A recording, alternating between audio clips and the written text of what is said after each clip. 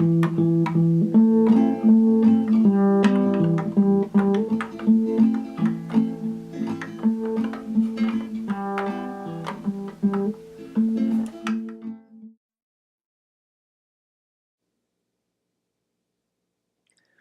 day, fairly early in my college years, I was walking down Xenia Avenue in Yellow Springs, Ohio, with a friend named Mo Cecil. Levi Moffett Cecil III was his entire formal name, strung out to its completion. Some called him Moffett, most of us called him Mo. Mo came from Fort Worth, Texas. He spoke with a bit of a tang, not a drawl, I wouldn't say, but a little curl of the South in his voice. And he reminded me a lot of a young Mark Twain. Not that I'd ever known Mark Twain when he was young or old. But Mo had this angular face, sharp jawline, and piercing eyes that seemed to be telling you that he saw more than you did. And maybe his eyes were right in that. He knew the names of more weeds and plants, birds, and various natural phenomena, more names than anyone else I knew. And he was genuinely interested in these things. He would point out a milkweed plant along the country road, and he would know a fancy name for it, and it was more than that. It was more than just showing off that he knew Latin names. He knew how they functioned in the scheme of things, which birds were attracted to them, in which season. So he was forever surprising me, Mo Cecil. But on this day in early summer, in whichever year that was, it must have been 68, 69. He particularly surprised me that day because he popped out with something that had to do not with insects, it had nothing to do with bluegrass music, the fiddling of Kenny Baker. This time, it had to do with clothes, which entirely astounded me, because none of us were interested in clothes in those days.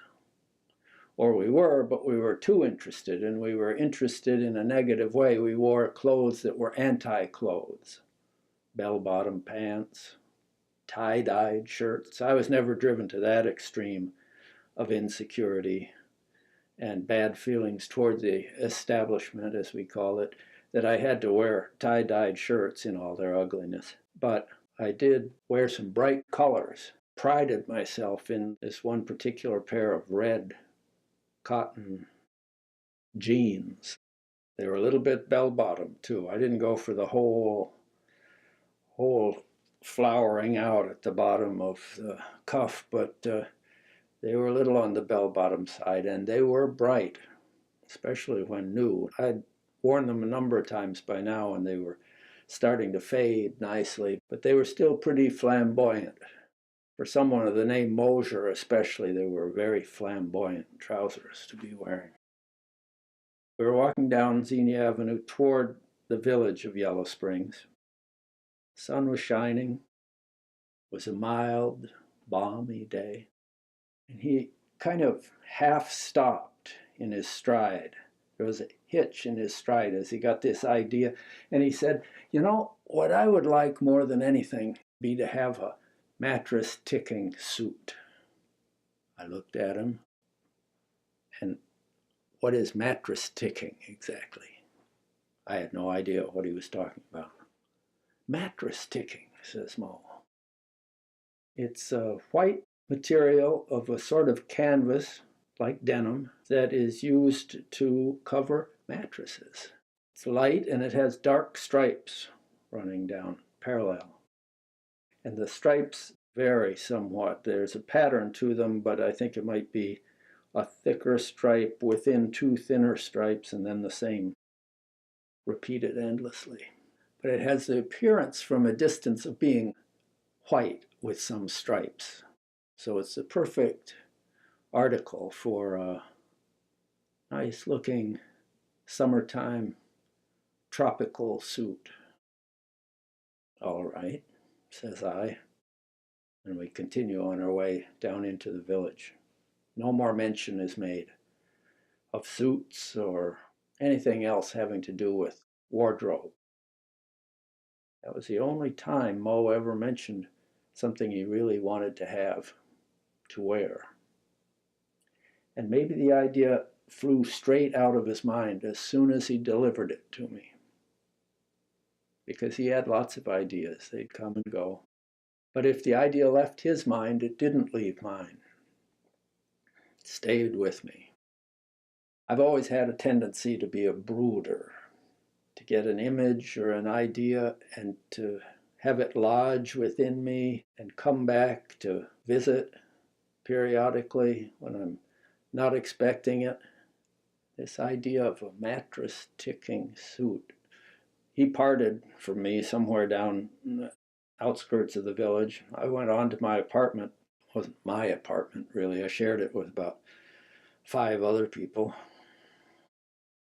It's a dingy little ramshackle apartment on the 2nd floor above a law office, which had painted on its front window, facing Main Street, the legend, F. Fay Fluke, attorney at law. I shared this room with another guy whose room it had been first, Dusty Colton. It's his room, but it had 2 mattresses in it, one big one and one smaller one off to the side. They were both on, they're not exactly formal in their appointments. It's quite informal. They were just mattresses on the floor. But we did have sheets. We had some scrawny excuses for blankets, and we did launder the sheets occasionally. Whoever went to bed first got the better mattress, got to sleep on the big double mattress, which was a little more firm. The one off to the side was definitely the second choice and had less body to it, less width, less comfort in general, maybe a little more tinge of bachelorhood. So I went up that afternoon and I laid down on the good mattress, the wide one, the one for thinking all sorts of thoughts. And I wondered what mattress ticking might look like. And then I thought, well, it must be on this very mattress. If I just excavate a little, I can tell what it looks like. So I dug down under the sheets, and there it was. It was a bit faded on this mattress, a bit yellowed, but I could see where it had once been quite white with these dark blue lines. Mo had said that he thought they were indigo, the blue lines on mattress ticking.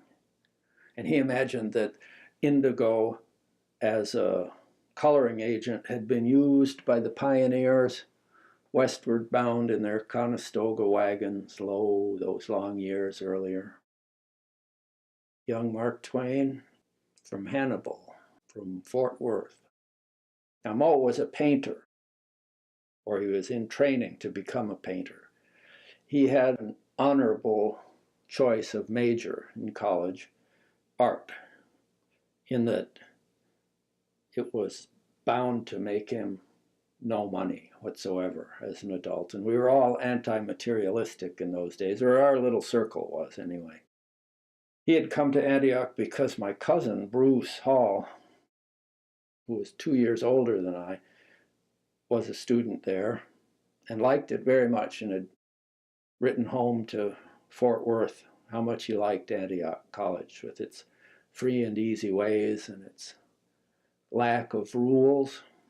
Mo, meantime, was going to TCU, Texas Christian University, in Fort Worth. Both their fathers were on the faculty at TCU, and it was a good deal for Mo's father, at least, that Mo was going to TCU because his tuition was covered. But it wasn't a good deal for Mo. It wasn't his sort of framework for launching himself out into the world. It was too structured and not imaginative enough. to suit him. So he came to Antioch to study art, to prepare him for a long life of penurious living in the lower fringes of society. Of course, we all claimed we didn't care about material things, but we rather suspected that we would be unusually successful in any case. I as a writer, Mo as a painter, and cousin Bruce Hall as a philosopher, if you don't mind. He majored in philosophy. I didn't major in literature even because I figured, why study it if you can just write it? How could anyone teach you to write in any case? Couldn't be done. And none of my favorite writers had studied literature as a primary thing in college. Most of them hadn't gone to college, for that matter. And they'd done all right. Hemingway, Jack London, Fitzgerald. Now, Fitzgerald had gone to college. Maybe he'd studied literature. I didn't know about that. But he'd been a genius, so that was the hitch, the stumbling block I didn't want to think about too much. And Mo probably did not think too much about Cézanne or whichever painter was his greatest hero at the time. After looking at my mattress and seeing what mattress ticking was, verifying that it was what he had said and that it might indeed have indigo lines on it, I sprang into action, which is to say, I got up, put my shoes back on, and walked down Main Street to a store called Furet's General Store, which actually was a general store. They still existed in those days. And surely enough, it had a section with bolts of material under a table that had a metal top for rolling material out on and measuring it and cutting it. Gave a neat work surface for that. I hung in the background and observed as a couple of customers came and went, asking for material. They were both women. They weren't college girls. They were women from the local village. And then the woman who had been waiting on them, also middle-aged, older seeming person to me, as I was 18 or 19, she turned to me and said, "Now, what would you like?" I'd never dealt with a yard goods person before. I didn't know the terminology. I said, "What I'd like to look at is mattress ticking, if you have any, please." She said, "We sure do right here." She reached down, she got this big bolt of material and flopped it up onto the tabletop and unrolled it several times. And there it was displayed 18 inches wide, the half bolt thickness, because it was doubled over in the roll. It was gorgeous material. Felt good to the touch.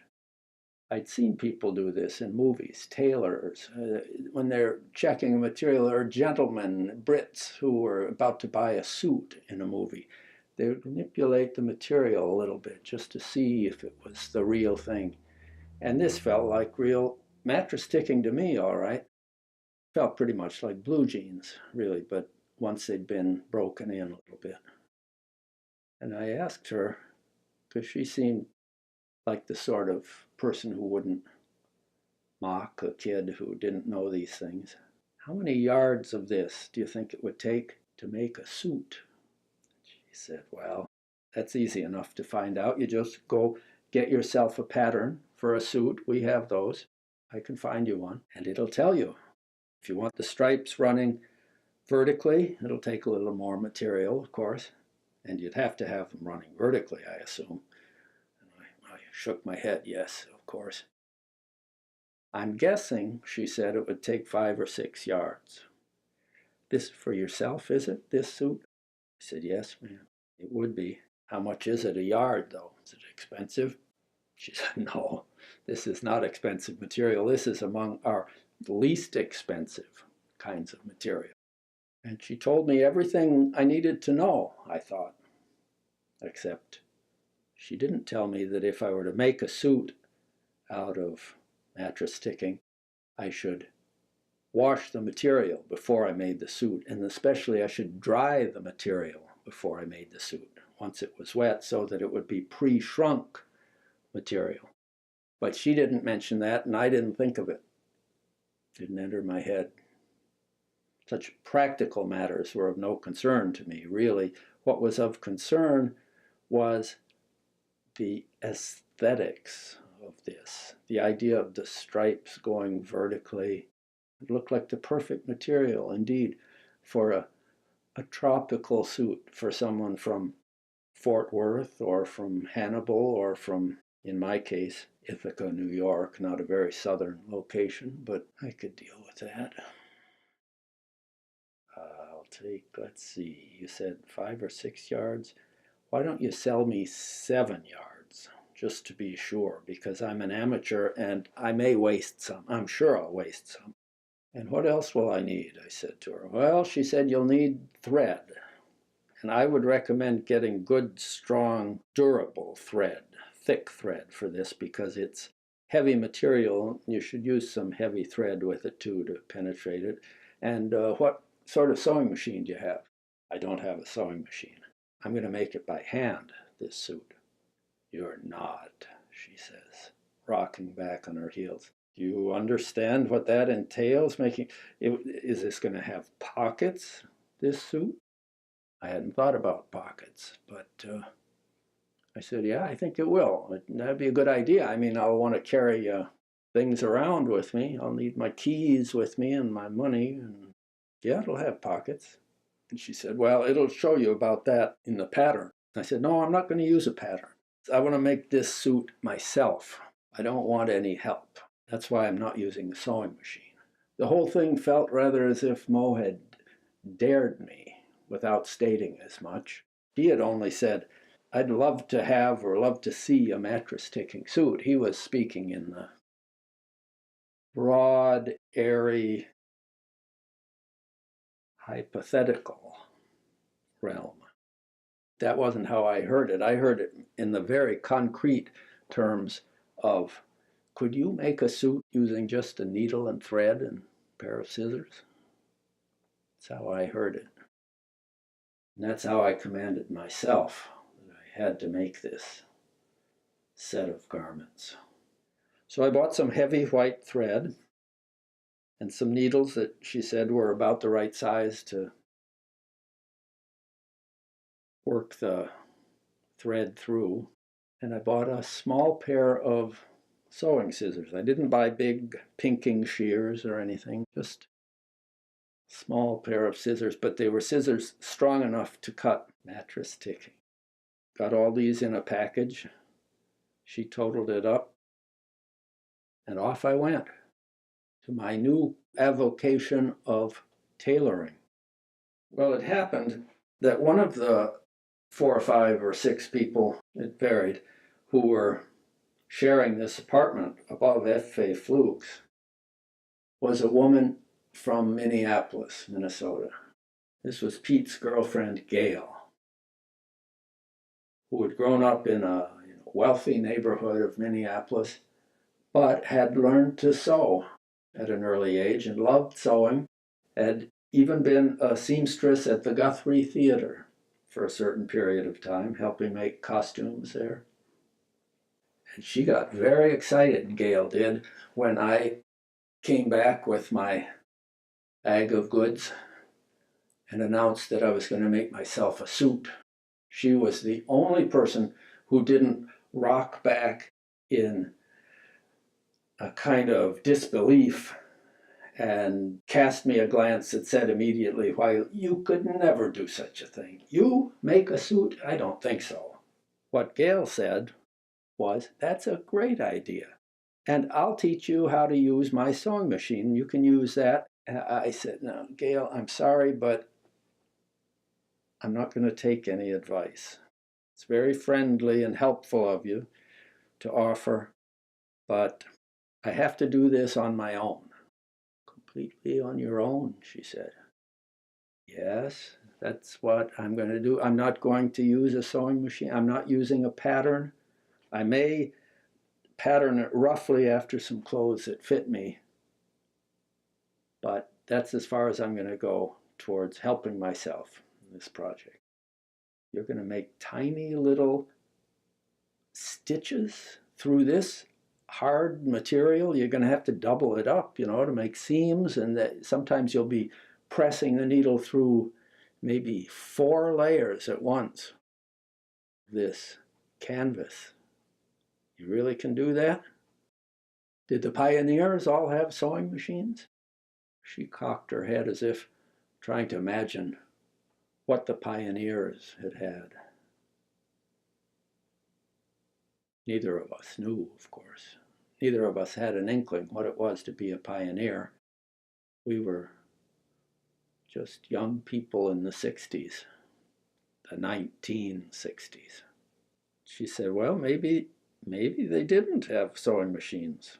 Of course, they didn't have electricity, but I would have assumed that they'd have treadle sewing machines, but maybe they couldn't afford them. I said, well, I certainly can't afford one. She said, no, you can use mine. You don't need to worry about affording it. I said, no, I'm doing this from scratch, from the ground up. And so I did. I sat in that room. I did take a chair into Dusty's room so I could sit, not squat on one of these mattresses while I was doing my work. I wanted to sit. And some of the time I worked at the kitchen table when there was no one cooking or trying to stay warm. But for the most part, I worked in Dusty's room with the murky, thin light from the single street window and the one dangling electric bulb, as I recall. And I didn't rip apart my red semi-bell-bottom pants, but they fit quite comfortably. I was using them as a rough model, and I would lay them out on the mattress sticking material and make a pencil line and then cut around them. I cut a little extra so that I could make seams, double the material over. And I changed the lines of the trousers a little bit. I brought the lines in just a tiny bit at the knee because they were somewhat baggy pants, my red ones, and tapered them out a little extra at the cuff, not making an outright bell-bottom shape, but just suggesting it subtly. It took me 9 days of hour after hour stitching tiny little stitches, maybe a 1/16 of an inch, maybe a 32nd of an inch. They varied in size. Jamming this needle through, never breaking a needle, jamming it through. And I learned to use a thimble in this process because I did draw blood a time or two before it dawned on me that that must be what a thimble is for, pushing a needle. So I resorted to at least that much machinery, and I worked on these things. Whenever I wasn't in class or off eating at the cafeteria or eating in our kitchen, I was working on my trousers. The others in the house would inquire prudently, periodically, patiently. They would inquire. And they learned that once I got a little defensive about being asked how the progress was going, that maybe it'd be a better idea not to ask anymore. So they stopped asking, and they didn't seem to wonder at my disappearing into that dismal room, retreating to my creativity as I saw it, but I wouldn't have used that word. I was just making a suit. And in 9 days, the trousers were ready. I put them on, and they did fit. I wouldn't say they fit perfectly, but they fit at least as well as these red trousers of mine had. And I had gotten inventive when it came to the fly opening and closing in front, necessary for any young gentleman in the pioneering West. I hadn't used a zipper. That seemed too easy. That was too mechanical. No, that didn't fit my vision of this thing. I bought some silver metallic buttons, and I made a button fly. I designed it myself, and that functioned quite adequately also. Then I had a slight setback in terms of the purity of my project, because after 9 days of stitching by hand to make the trousers, I gave in to Gail's suggestion that I learn to use her sewing machine for making the jacket. She taught me a few rudiments in running an electric sewing machine. She had this Swedish machine, I think it was Swedish, that was the latest thing. She said it could do all these fancy stitches. Of course, I didn't need any of those. I just wanted straight seams, and buttonholing was nice to have the sewing machine for that, because the buttonholes on the fly of my trousers had taken me quite some time by hand. So I did avail myself of its buttonholing function. And the jacket only took me 3 days. So in 12 days altogether, I had my suit, I put it on, it fit, got the cuffs about the right length, put it over a nice clean white shirt, some tan canvas shoes, went well with the pale color, I thought. And then I made my way over the campus and paraded around a bit to show off my new haberdashery. And one of the first people I ran into on campus was Mo Cecil, Levi Moffett Cecil III, in his blue jeans and blue cotton shirt, with his deep penetrating eyes. He saw me coming in the cafeteria as I marched modestly across the room toward him. And he said, "My God, man, what's that you've got on?" Which I said, "Well, this is my new mattress ticking suit. Don't you remember? You're the one who had the idea." He said, "Oh, did I? Where was this?"